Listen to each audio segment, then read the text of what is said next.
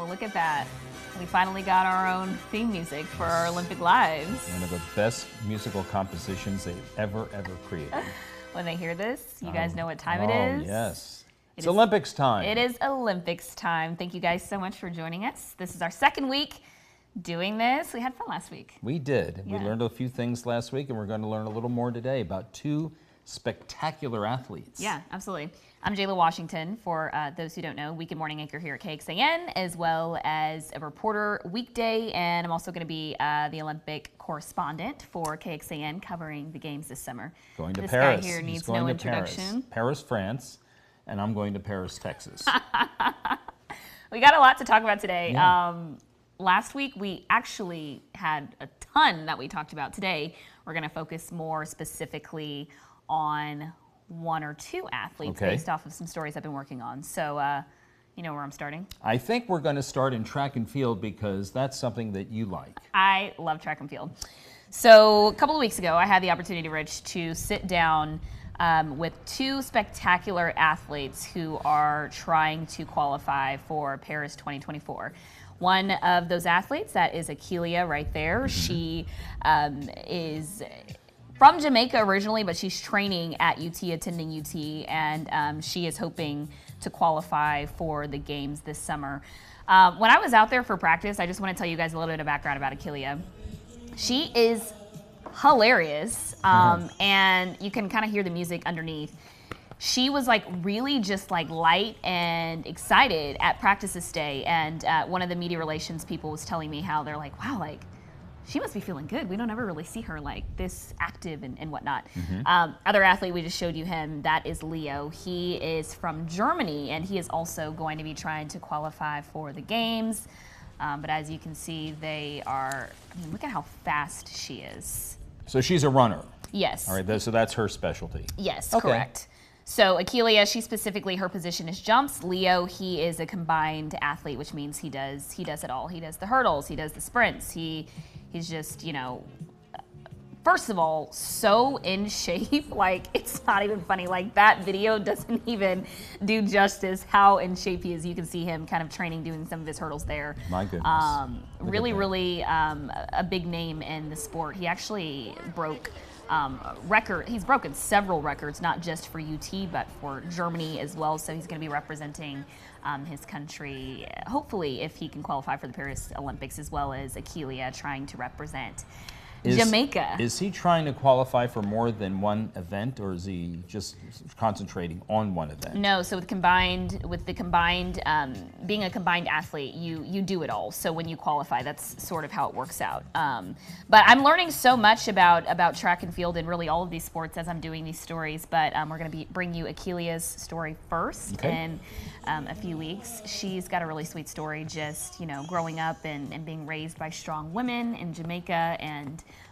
you know, when I was talking to her, she said she knew she just really wanted to get an education, and she kind of saw track as her ticket to do that. Good for her. She's very, very, very talented, and I think Leo and Akelia both have a real shot at qualifying for Paris 2024. So it'll be cool to follow their journeys. I will say Leo, he was cracking me up because his team, they always joke with him. They're like, oh, he loves the camera. We know anybody else like that around here? People who love the camera?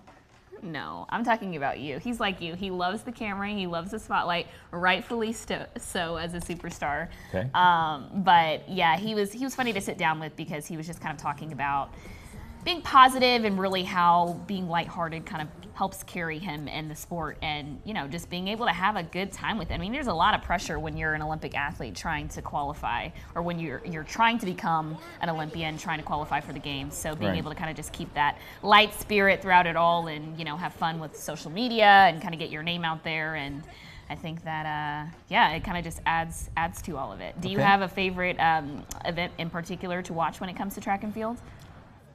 No, not really. I enjoy all of it because these are true athletes. Yeah. They, you know, more so than others, and it's just enjoyable to see, to know about, rather, like we'll learn now, about the training that goes into them to qualify for an event that would carry them to Paris. Yeah, absolutely. when I was out there, I'll tell you, doing that story with him, I was like, man, I really need to get in the gym. I need to start doing some sprints or something like that. But I also was really surprised to know that UT has so many international athletes who are training there who, it's kind of confusing. They go to UT, they train at UT, they compete for UT, but when it comes to the Olympic Games, they would actually be competing not for Team USA, but for their respective countries. So Aquilia, Jamaica, and Leo, Germany. So that was something that I wasn't aware of either. But those stories are loading. I just wanted to quickly give you guys a little bit of a backstory when it comes to those. But we also wanted to talk a little bit today about some of the big talkers and the weekly headlines that have kind of made news. So are we talking about maybe the man who is going to be hosting again this year? He's always reading my mind. One of the best sports hosts that America gets to watch frequently, does Sunday Night Football, does an excellent job of that. I think he did the Olympics a few years ago. We're talking about Mike Tirico. Mike Tirico. He's going to be a good interview for you, by the way, when you get over there. Oh, you think I'll get to interview him this time? I got to meet him last time around. I think you should do a Zoom Q&A with him because, I mean, he's just, knowledgeable. He comes across as a knowledgeable guy and just a really nice guy, too. You never hear him disparage anyone. Yeah. You know, unlike some play-by-play announcers. But I think that would be a, well, if you won't do it, I will. Oh, look at him already gunning for my job. Already. I was waiting. This is the second Olympic live stream, and you're already gunning for my job. I'd love to talk to him. You would take it. I really would love to talk to him. He really is a cool guy. When I got to meet him when I was covering the Winter Olympics in Beijing, I was like starstruck. And like, it's easy. It's incredible because you watch him doing his thing and you see how knowledgeable he is at it, and to be able to see him in the flesh, and he's literally the same exact guy that you see on your TV screen. So it was striking to see. But as I mentioned in our first live stream, he ended up leaving a little early, so he had this whole makeshift, the royal treatment, Rich. Of course. Where they had this whole elaborate setup where he was, broadcasting from when he was in China. And when he left, they offered us his studio for us to be able to do interviews or whatever we needed to do. So it's kind of cool just kind of getting to keep Mike Tirico's chair warm when we were over in Beijing. So yeah, hoping I will get to sit down with him this time around. He looks like the kind of guy that if he walked into the commissary and saw you sitting by yourself, he'd come and join you so that you wouldn't be alone. Aww. That's the kind of guy that he strikes me as Well, being. now it's going to be my personal mission to get you some sort of clock's moving messaging. I don't know. Sit down with Mike Tirico. Maybe we can FaceTime you when we're over in China. You have input.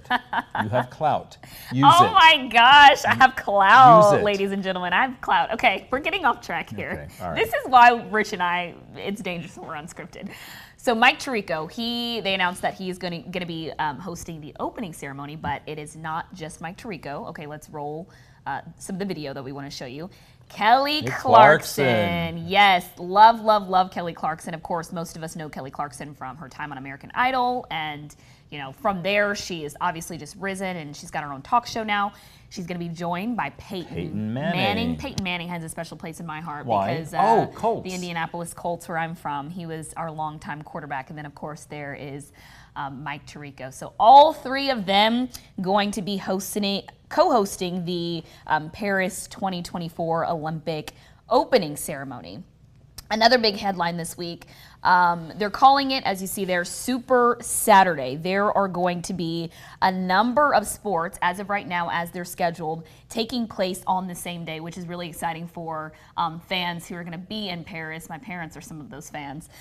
They are, as of right now, as it's scheduled, like I said, they're calling it Super Saturday, final set in gymnastics and swimming, as well as track for the Olympics. So I think that is just very strategic how they set that up. One, just because again, those are some of the biggest watch sports of the Olympic Games, and to have them all on one day. I mean, what a sports fan's dream! Oh, yeah. What dreams are made of. So I think it'll be exciting. What do you think of the pairing of Kelly Clarkson and Peyton Manning? It's really an odd pairing, but you know what? It's like something that can work. Yeah, I think it can. I mean, Peyton Manning, he's obviously so well known, so beloved. Kelly Clarkson, same there, right? See, we know he's a sports fan because he competed. You know, is Kelly Clarkson? Is that part is she's going to bring a different dimension. I know. I guess we'll have to wait and see, right? Okay, yeah. But I think it'll be interesting. Also, Jimmy Fallon came out saying that he is going to be hosting the closing ceremony. So it's like, you bring in Mike Tirico, Kelly Clarkson, Peyton Manning to make you feel, to really bring you the spirit of the Olympics. And then I think you have, the perfect guy like Jimmy Fallon close it out to really just kind of like make you laugh, recap what happened. Because you're sad that it's over, and so he will make you feel a little bit better about it. Exactly. I get the that. only better person for the job would be you. Oh, stop. But, I'll call NBC up later and see what they think about that. Get the interview with Mike Tirico first, and then we'll go from there. Mike Tirico, Simone Biles, either or, right? I just, at this point, whatever y'all give me, news gods, I will take. It has been... it's been a journey, and it's cool because, again, this is a journey to Paris for athletes, but this is a journey for Paris for, journalists too, as we get ready to cover the games. So something that's really stressing me out right now, we've got to talk about it. Go ahead. My wardrobe. Oh, good grief. No, Rich, seriously, we're in it's almost April, May, June, July. That only gives me 3 months, 3 months, y'all, to plan what I'm going to wear in Paris. For a month. Do you know how hard that is? A month you'll be there? About a month, yeah. Oh, I lose you for a month. Yeah, you do. Oh. We can talk about that heartbreak later. More pressing matters now, what I'm going to wear. So, anyways. I suspect that you will have no trouble. You'll make the list, you'll check it twice, and then you'll go shopping. And you'll stay in the stores for hours. Hours and hours. Yeah. You better take a few folks with you, like maybe Jen and Sanders and Kelly Wiley. They'll help you. I think it'll be good. The trio. I need your fashion sense, though. I mean, you're the perfect person to ask for that. Goodness gracious. I think whatever you pick out is just going to be fine. I mean, I see you every day. Well, not every day, Saturday to Wednesday, and I've never seen you repeat an outfit. That's not true. Okay, well. But, we like to switch it up to keep everybody guessing. But, yeah, that was a short, quick little Olympic Live this week. I think it'll vary week to week. As you can see, we're kind of trying to set more of like a laid-back tone and atmosphere just here in studio. It's, to me, giving like a behind-the-scenes podcasty feel is kind of what we're going for. But I am really excited, Rich, to sit here with you every Saturday and talk about the... Sit with yourself or sit with me? Sitting with you. Okay. Stop it. Okay.